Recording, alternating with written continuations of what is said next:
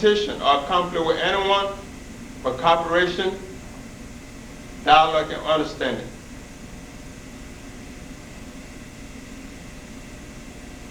Some of you may be asking why we only speak for Mandingos or the Muslims.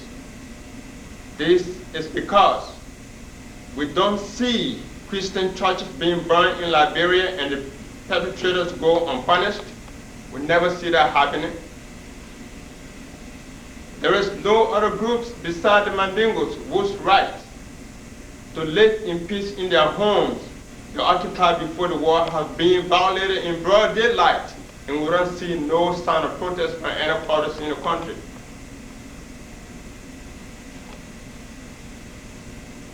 In Nimba County, any point beyond Ganta today is no-go zone for our people.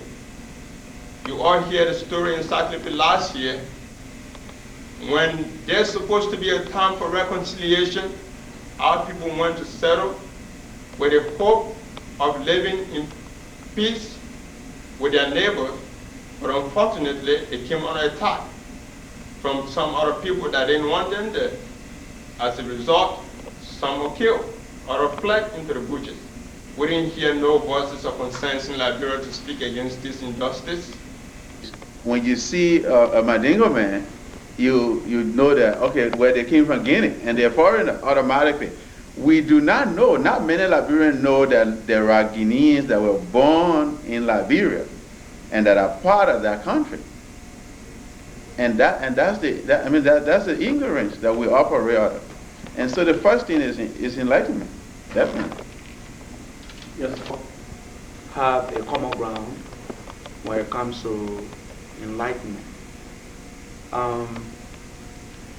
The problem that our people face in Liberia, if I may quote you, came out of ignorance. But I will say this to you for the benefit of the listening audience. If you look at the early history of Liberia, we will always say to everybody, whenever we meet, so we can understand one another, where we came from and where all of these problems came from. During the settlement of the Americo-Liberians on the soil of Liberia, negotiations were made. I'm recapping Liberian history in a nutshell. Negotiations were made, and our tribal people were made to apportion some settlement, some land area for some compensation. Eventually, they realized that indeed this was a sale, and in our culture, we don't sell land. So there was a tribal revolution or tribal revolt to take back the land from the Americo-Liberian settlement or settlers. The Americo-Liberian leadership left and went to Besau, right outside of B.F. Goodrich. That was the headquarters of King Saboso Kamara, who was in fact the historian, Liberian historian, refused to recognize and consider King of Kings. He was the highest king. No king was more powerful than King Saboso Kamara in that region. And when they referred the matter to him, King Saboso took the stand. I agree, he used Mandingo youths in the area who were considered what you may call the security today, or soldiers, or whatever nomenclature you may give it, to suppress the rebellion. All right? If he were not King of Kings, the Americo-Liberians would not have gone to him for redress. We are his descendants. There was no Liberia before that time. And when he set on that, if I may quote Doris Ben Henry, I promise you protection. If anybody comes again and do this, I will do this, and then quiet it. We all read that when we were in grade school. We are descendants of those people. And it was after all of these interactions before the Liberian nation was born. The Liberian nation was not born from the union of Mandingos and Bassa. Because the union between the Mandingos and the Bassa were the first two country civilized union as far as narratives are concerned by our parents to us. Because they used to say, when you leave Kanka, you go nowhere except Timor. They had Timor near Kanka. They had Timor at the sea coast in Grand Bassa County, today Grand Bassa County, I don't know Grand Bassa or in Riverside County today, in Liberia. So those were the two civilized institutions that they used to refer to us. All right?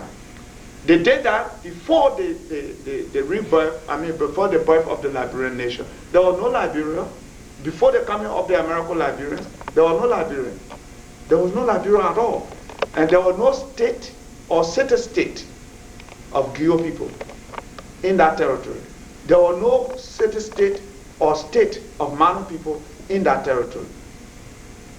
The Mano, the Griot, the Mandingo, all of us belong to the Mandan Empire, in which Liberia was a part and parcel, if you follow the history. If you're a Liberian historian or an African historian, we are all part of that kingdom. So the Mandingo men, they need laissez-passer in the same kingdom to leave Kanka to come to Monrovia. That's the same kingdom. He then need laissez-passer to leave Bamako to come to Abidjan. It's the same kingdom. He then need laissez-passer to move from Wejene to go to Burkina Faso. It's the same kingdom. Where did the discrimination come from? Somewhere along the line, somebody tried to coin and bring us against each other. That's the beginning of trying to bring country people against country people. That was the beginning. And this was cleverly done. So they say, what can we do to bring our people and these people against each other? First they thought 1985 general election was going to be the best time. Unfortunately, they failed. The thing that would cause us to take arm at each other would not come through. Okay? So, if you grab any Mandingo man in the war, you kill him, you take his property. This is a good time. So they took advantage of that and then stormed Kample, killed our people, took the young children, put them in the well. They stormed Tiapa on Friday while the people were in the mosque. Stormed the mosque, killed our people in the mosque. Nobody said anything. Okay? People who survived came to Monrovia, and I took them to the president. They explained to the president what happened. Believe me, when you were talking, I felt for you. If you're going to be a true leader of the Liberian people. Because if you cannot provide protection for my brother, who will say, it is my right to vote for TQ Harris. If you cannot provide security for him to say, this is my political choice, then you don't need to be the leader. And if you are not there to assure him that you can stand up for him, then you don't need to put him into a situation that he's unable to protect himself out of in the future. So this is the circumstances that we find ourselves. When Doe went to the city hall and said, only people who do not read Liberian history will say Mandingo people are not citizens of this country. Daily Observer took it the next morning and said Liberia declared Mandingo people citizens. Doe declared Mandingo people citizen. You see, this is the way they think, this is the mentality. All right? But unfortunately, we say everywhere, because it was told to us by narrative is brought down the line. Anybody, like now, anybody who wants to take that nation by force, if we have any young Mandingo boy living in Liberia, that Mandingo boy will die, will liberate that country. For true politicians to go there and lead that nation in peace, we're not going to say that. So you see, people do not know how that nation was born. Their parents did not speak to them. Our parents spoke to us. We know what Liberia means to us. It's not just to say, oh, you're from Nimba, yeah, then you go, man. No, forget about that. We don't, that doesn't worry us. The thing we were particular about in that nation as people who are trade in their background is the control of the trade route, not to control county, district, or this thing. We control trade route. Go to Bobojulaso in Burkina Faso. Who is the majority? Madingo. Go to Burkina Faso, how do you call it? Wejene. Who is the majority? Madingo people. Then you come to Bela. Who's the majority? Madingo people. Come to Beke. All the villages are occupied by Pele. But Beke City, who controls the economy? Madingo people. Come to Zerikore, who controls the economy? Madingo people. Come to Sanikole, who controls the economy? Madingo people. Go to Kample, who controls the economy? Madingo people. Go to Ganta, who controls the economy? Madingo people. Go to Banga, who controls the economy? Madingo people. Go to Bassa, who controls the economy? Madingo people. We were interested in trade route. And that is the thing our people were in control of. And that's why they protected. So out of ignorance, people sit there and say, what kind of county you come from? Counties to do what? Meaning what? Counties were politically designed for smooth administration, not for tribe. Politicians in our country did not get together and say, you let put Bassa people in one place, and put Kru people in one place, and put Gyo people in one place. That's not the case. Otherwise, Manapo would have got one county, Madimopo get one county, Gyopo get one county, Basapo get one county. This is not the thing. It is by coincidence that Bassa was called Grand Bassa County by the great thinkers of that time. And they knew why they said at that time. Why would they say Grand Gyo County for Nimba then?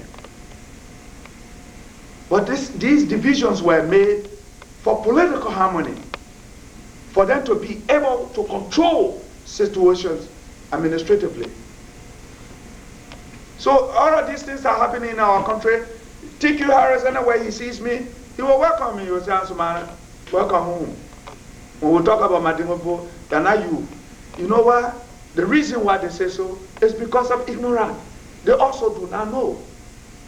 Guinea, Liberia, Ivory Coast, Sierra Leone, Burkina Faso, Senegal, Mali, Gambia, we were all one nation. We were all, before the arrival of the colonial power, we were all one nation. We didn't need laissez-passer. Instead of all blame people who divided us, we turn around and then turn to one another and begin to discriminate against one another. We don't have any reason to do that. We should begin to love one another. But TQ, I tell you, you become president today in Liberia, you become a dictator, unbearable, uncontrollable, and the people continue to cry in your hand. We will put the Madingo youth together, they will drive you out of that place. We will fight until the last man dies. This is what we do. That's how the Liberian nation was born. But that one most people do not know. You think Yulimo just came from the sky and get dragged through. No, it didn't happen so. We asked the Crown people to join us. We told them, gentlemen, we have been told by generation before we were born that anything happened to this nation, any Madingo child that is alive must die for the liberation of this territory. And that's where we are today, Chief. Anytime, anybody. We ain't got political, we don't got presidential ambition. If God said Madingo man must be president of Liberia, fine, he will be president of Liberia. But we ain't get political ambition. Very hard time. You don't get men who will provide men, who will bring democracy. This is what we are, gentlemen.